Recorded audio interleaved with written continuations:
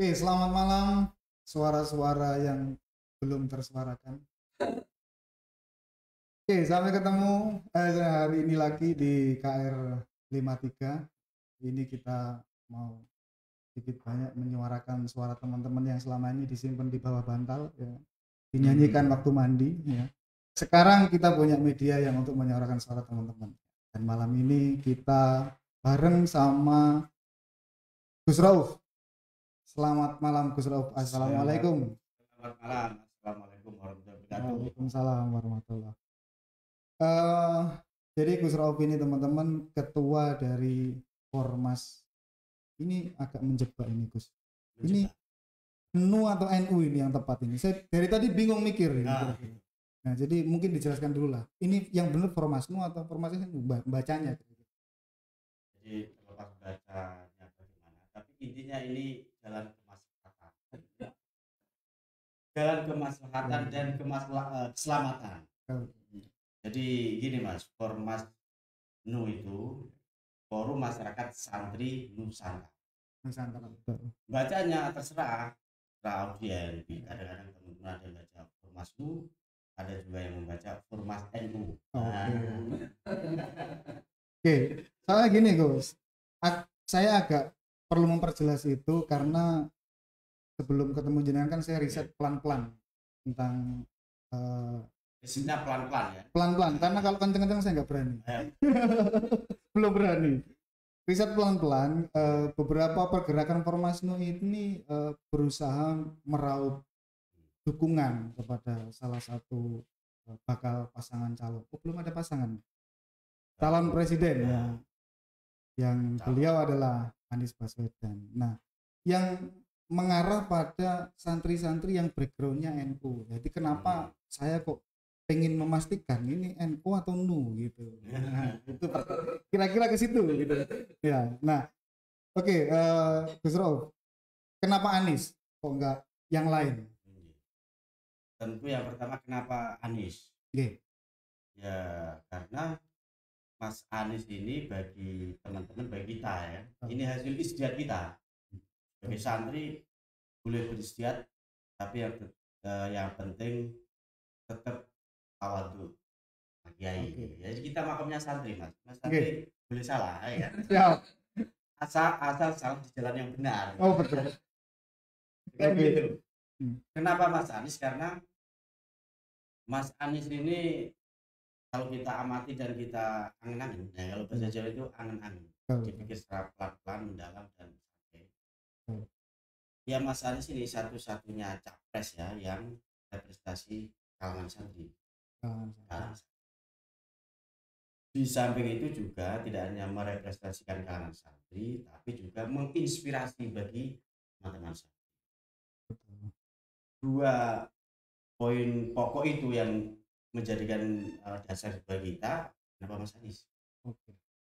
Nah, nanti kelanjutannya bisa kita perdalam lagi ya. Perlu jadi dulu kan. Berarti sosok Anies ini menurut Formasnu tentunya sosok yang tepat memimpin bangsa ini ke depan, kira-kira gitu Gus Rauf ya. Nah, tapi begini Pak, kita ini setelah reformasi khususnya sejak pemilihan presiden ini dilakukan secara langsung, rakyat memilih langsung kepada presidennya itu bukan. Jadi sejak reformasi itu kita pernah punya presiden seorang kiai, Gus Dur ya kan? Sekarang santri ini saatnya saatnya santri menjadi presiden. Kiai ulama sudah, giliran sekarang santri. Setelah kiai sempat militer kan, namanya sela-selanya. Nah betul. Harus ada sela-selanya. Sempat militer, kemudian 10 tahun sipil, ini waktunya santri lagi kira-kira gitu. Jadi setelah kiai, sekarang santri. Kelasnya masa nggak dari presiden santri. Betul. Kalau hanya panglima ya kurang EO lah kan.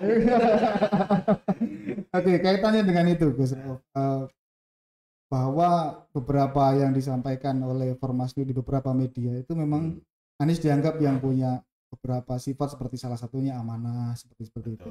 Nah, kaitannya dengan historical beliau Pak Anies sendiri, bahwa yang beliau ini pernah memimpin Jakarta. tentunya plus minus juga terjadi kira-kira Gus Rauf ya. Dan tidak sedikit kalangan yang sebenarnya mendiskreditkan hasil kerja Anies ini selama memimpin Jakarta. Nah, dengan skema-skema atau anggapan-anggapan miring tentang itu, kira-kira itu tanggapan Gus Rauf sendiri bagaimana, dan apakah itu menjadi bagian dari keyakinan Formasnu tetap mendukung Anies? Kalau mendukung, kita tetap mendukung.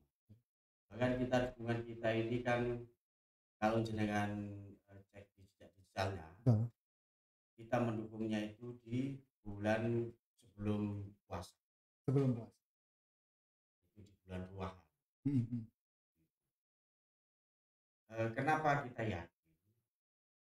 Karena begini, karena Mas Anies ini, kalau masalah kinerja di DKI ya, jadi bahwa era sekarang ini kan era digital.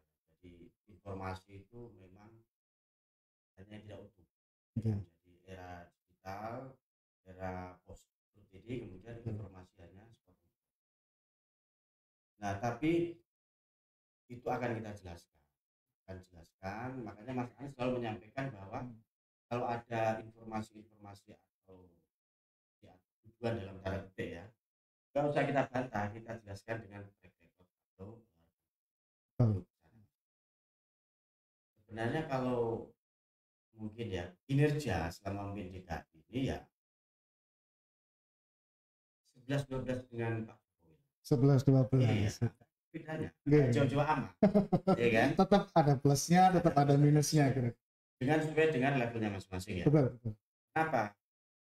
Contoh, makanya di keyakinan kita, Mas Anies ini sebenarnya penerus Jokowi yang hakiki, yang sebenarnya. Karena rekam historikalnya hampir sama. Bukan penerus yang copy paste, fotokopinya. Ya, hanya lanjutkan kan begitu. Kita misalnya kinerjanya apa terkait pandemi 2 tahun lebih lah kira-kira kan.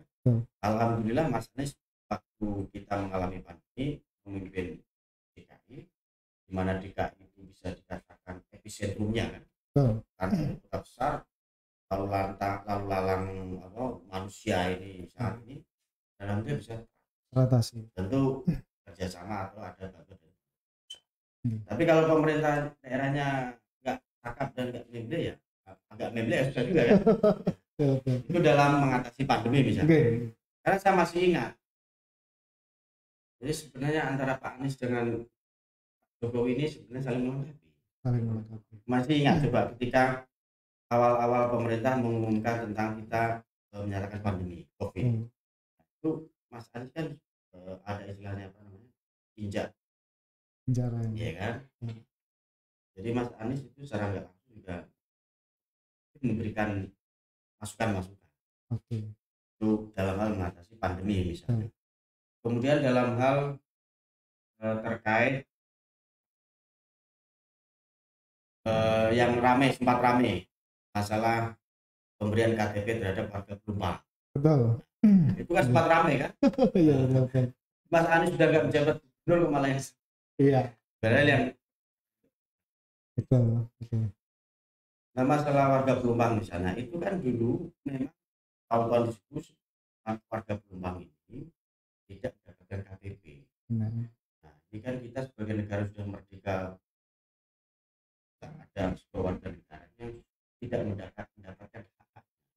Coba bayangin jangan, kalau nggak dapat KTP ini kan tidak diakui sebagai penduduk. Tidak bisa punya BPJS, tidak bisa punya haknya, statusnya kakak nggak ada dan sebagainya.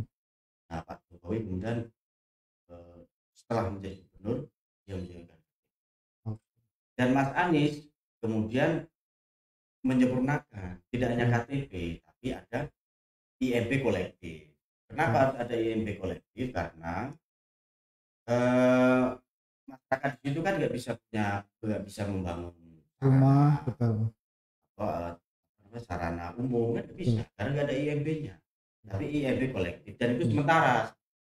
Kenapa? Karena gugatan dari rakyat sendiri Pertamina saat itu ini belum clear. Mas Anies mencari solusi itu. Betul. Contoh kinerjanya ya, yang lainnya misalnya masalah transportasi. Saya bisa ngomong begini karena saya tinggalnya di Jakarta, Mas. Tinggalnya di Jakarta. Kita cari makannya di Jakarta. Betul. Tidurnya di pinggir Jakarta. Mak belum pernah di Jombang. Okay. Jadi memang menurut Formasnu beliau yang sudah punya bukti, beliau yang sekiranya punya visi, dan sekali lagi tidak lanjutkan tapi membuat perubahan yang kira-kira lebih terbarukan gitu Gus ya. Perubahan ya, visinya Mas Anies itu kan perubahan dan keberlanjutan. Betul. Ya kan, dan ini kan sesuai dengan prinsip di kalangan hadirin kan. Iya. Hanya Mas Anies yang punya prinsip itu. Betul. Yang lainnya ini kayaknya hanya lanjutkan. Oke. Nah, saya juga kemarin sempat juga mendapat informasi, tentunya ya dari literatur tipis-tipis tadi, Gus. Formasnu mengusulkan bahwa nanti akan lebih tepat ketika Anies ini dipasangkan dengan Caimin. Kalau ini benar, saya konfirmasi dulu, Gus. Apakah memang Formasnu benar memberikan usulan seperti itu? Prinsipnya begini, tidak hanya Caimin, ya kan? Itu kan awal-awal berkembang. Cuma mungkin nggak dapat media. Nah, maksud saya gini, prinsipnya memang aspirasi ya teman-teman itu adalah wakilnya Mas Anies itu idealnya dari kalangan nanti. Betul. Kalangan nanti siapa aja itu kan nanti di level Mas Anies sendiri dengan konsultasi atau pertimbangan parpol. Betul. Sesuai dengan kriteria itu ada 3 kriteria. Betul. Yang penting dari nanti ada Caimin, ada Bu Kofifa, ada Mbak Yeni Wahid, ya kan, ada siapa Mas Musa, ada Kiai Said sendiri, ya kan? Ada Kiai Asri yang pernah waketum PBNU itu periodenya Pak Kiai Said dan Pak Kiai sendiri, Pak Kiai Agit Silot juga pantas cocok. Nah, yang membuat saya kaget itu gini nantinya, Gus. Ketika nantinya arah politik, karena kan kalau kita mengenal NU tentunya kita agak sulit memisahkan dari PKB tentunya, Gus Rauf. Nah, ketika nanti ternyata PKB memilih arah politik yang berbeda dengan arah politik yang mencoba atau coba diusulkan oleh Formasnu, kira-kira Formasnu siap enggak kalau dalam tanda kutip berebut suara santri NU ini kira-kira, Gus? Ya kan ini kita kan santri aja ya, itu urusan partai lah kan. Itu urusan partai kan. Karena memang kalau PKB kan sebagai partai politik ya memang harus bicara politik praktis kan, dengan politik elektoral. Tapi kalau NU secara jamiah saya kira sesuai dengan toh kan bukan partai politik kan, tapi organisasi keagamaan dan sosial. Kita sebagai santri saya tetap yakin siapapun capresnya lawannya Mas Anies, tetap yakin kita capres lawannya Mas Anies saja kita tetap yakin menang, apalagi urusan cawapres lawannya Mas Anies kan gitu. Jadi kita main Liga 1. Betul. Berarti kalau misalkan NU adalah bukan parpol, berarti itu menunjukkan kalau NU lebih demokratis, kira-kira begitu. Ya gitu. Sehingga kalau lebih demokratis ya kalaupun santrinya memilih Anies juga nggak masalah. Ya kalau kenapa kita beristiad mengambil langkah untuk mendukung Mas Anies ya. Pertama tentu karena kita lihat visinya, kemudian track record beliau. Terus tadi itu representasi capres nanti. Kan kalau kita amati jauh-jauh hari Kiai Haji Yahya Khalil Stakuf, ketum PBNU kan sudah ngendikan tidak ada capres-cawapres dari NU, iya kan? Nah kan beliau ngendikan begitu, ditegaskan begitu, dan tidak boleh mengatasnamakan atau membawa identitas sebagai pengurus NU struktural. Nah kan itu aja batasannya. Nah teman-teman ini kayak saya ini kan bukan pengurus NU, kita ini tidak pejabat atau cuma kita nunut uripnya di NU. Jadi nggak nakal itu kan. Berarti menurut Gus Rauf kedepannya kalaupun arah PKB berbeda itu tidak menjadi masalah harusnya. Kalau mau masalah dan supaya memenangkan kontestasi ya. Karena kan kalau misalkan nanti itu berseberangan dan Formasnu yang beberapa pergerakan itu juga mengarah pada santri-santri NU, nanti kan kalau muncul pendapat bisa-bisa wah ini Formasnu ini murtad ini dari apa NU ini kira-kira kan nanti bisa berkembang seperti itu. Nah kalau perkembangannya negatif seperti itu kan paling tidak Formasnu sudah siap dengan fundamental visi, fundamental misi, kenapa tetap setia atau tetap pada dukungannya dengan Anies, kira-kira begitu. Kan begini Mas, jadi panduan politik keluarga ini ada 9. Betul. Ya kan, nah, itu aja kita jadikan itu. Jadi kita teman-teman yang tergabung dalam wadah Formasnu ini kan sebagai individu menggunakan hak politik partisipasi melalui pemilu, mencari dan berupaya serta mengikhtiarkan untuk memenangkan sosok pemimpin yang ideal menurut kita. Itu yang kita perjuangkan, ya kan? Jadi itu boleh-boleh saja sepanjang sepanjang teman-teman ini tidak mengatasnamakan NU, dan kita memang rata-rata ini pokoknya orang kultural Mas. Iya. Jadi prinsip itu. Jadi istilah murtad atau enggak murtad itu ya semua capres itu nanti kan semua sudah memiliki ketentuan undang-undang, semua warga negara Indonesia.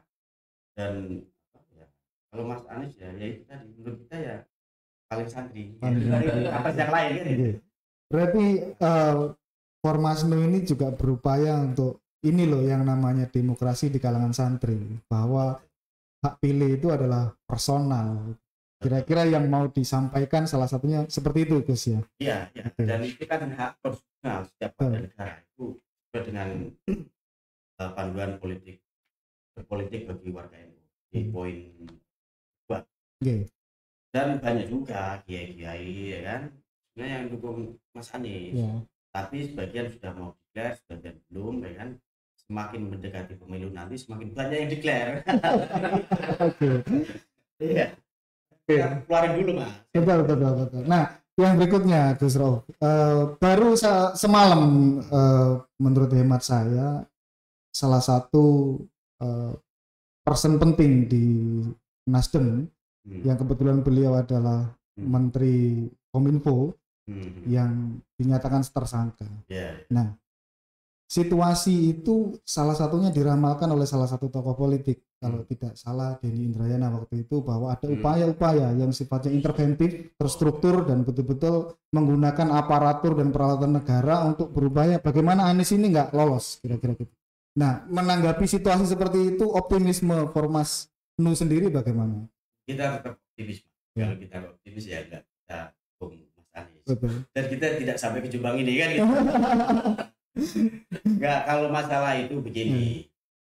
Dari awal kan memang ini kan begini, ini kan politik itu salah satunya adalah perang persepsi. Pikiran, perang urat saraf, bagaimana membangun sebuah narasi, situasi dan kondisi yang membuat seseorang atau kelompok itu merasa hopeless, ya, merasa tidak yakin dan kemudian tidak muncul confident.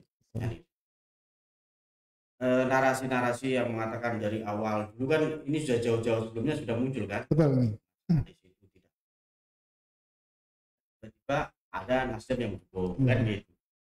Setelah Nasdem mendukung, kemudian katanya nanti tidak ada partai lain yang mau mendukung. Tiba-tiba Demokrat. Alhamdulillah. Terus kemudian ya oke, mendukung tapi nanti akan diganggu terus begini kan. Saya nggak tahu penentuan TSK Sekjen Nasdem apakah dari gangguan itu.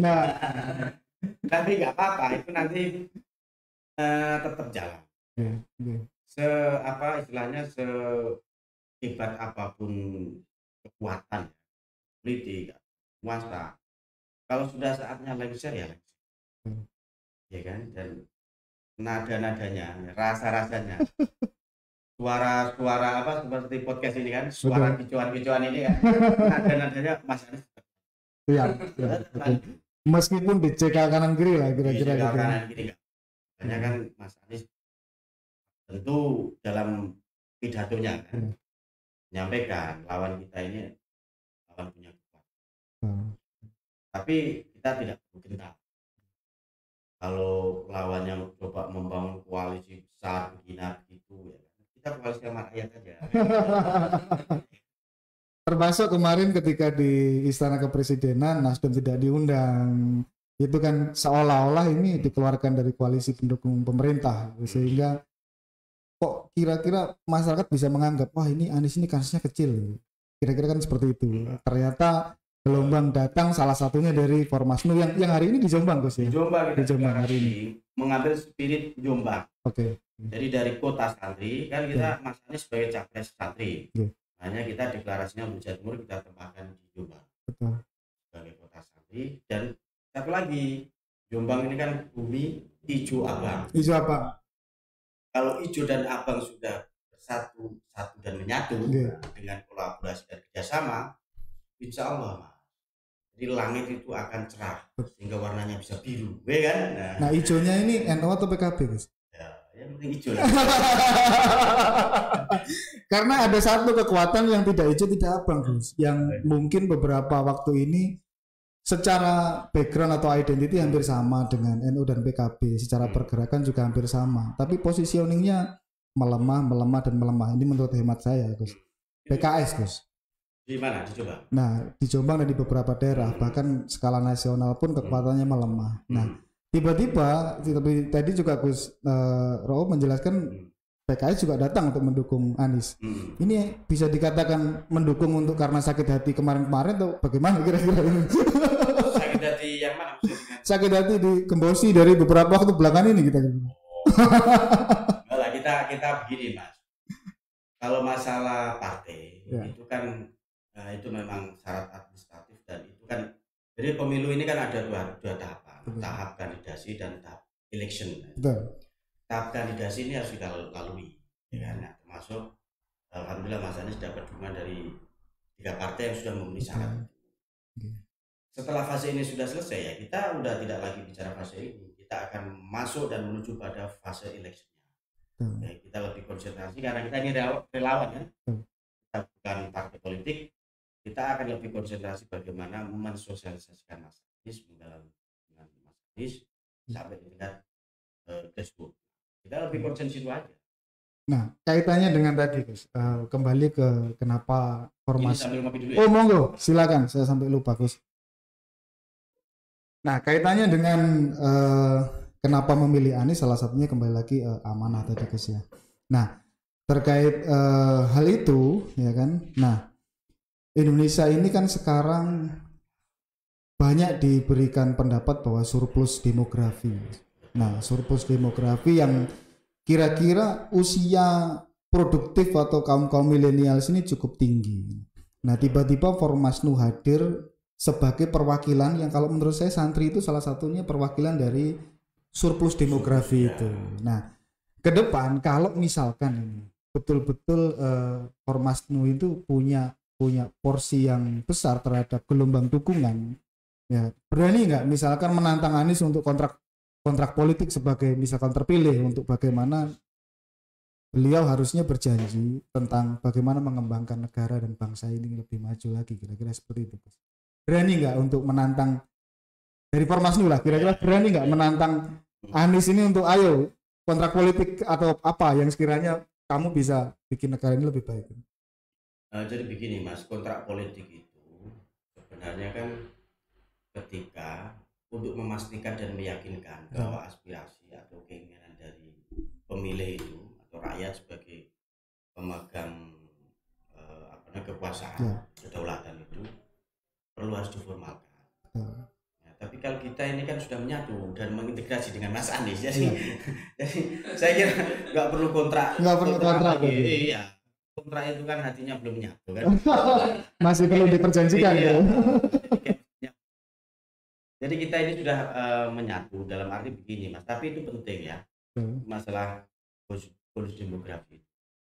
Makanya kemudian Mas Anies ini kan visinya kan perubahan, perubahan untuk menuju keadilan sosial, menuju kesetaraan bagi seluruh warga negara Indonesia.